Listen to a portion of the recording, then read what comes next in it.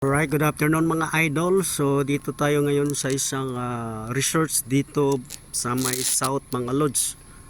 So naamis ako sa view nito, no? Kasi ang ganda ng kanilang mga puno, you know?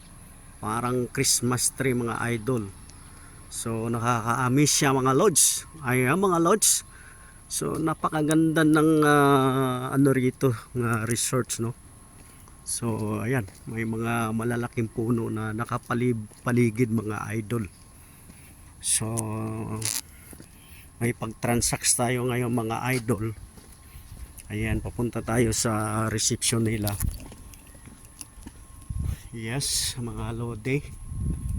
So ang ganda kasi malilim dito mga lods dahil sa yun nga mga puno, no? Malalaking puno ang nagsipagtayuan dito. At yung parang Christmas tree, no? Nakapalibot talaga rin dito. Ang ganda mga lods. So ayan mga lods. Ito yung ating dinadaanan na simentadong kalsada na maliit. Ang isahang tao lang. So ayan mga lods, ang mga puno ng parang Christmas tree. Ang ganda.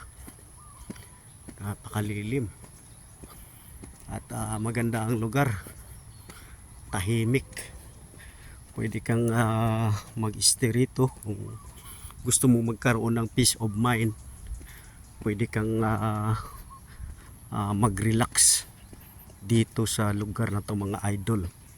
Ayan mga lodge. So ito yung kanilang pinaka reception mga idol. Alright, so ito yung Sibera, sir, no?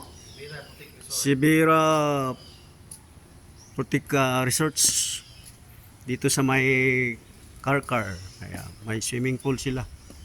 So hindi pa siya open to the public, sir? Hindi pa, sir. Alright, so mga idol, so hindi pa siya open to the public. Pero ang ganda ng ano rito nila, yung mga amenities. Dugay na ba to, sir, or bago lang?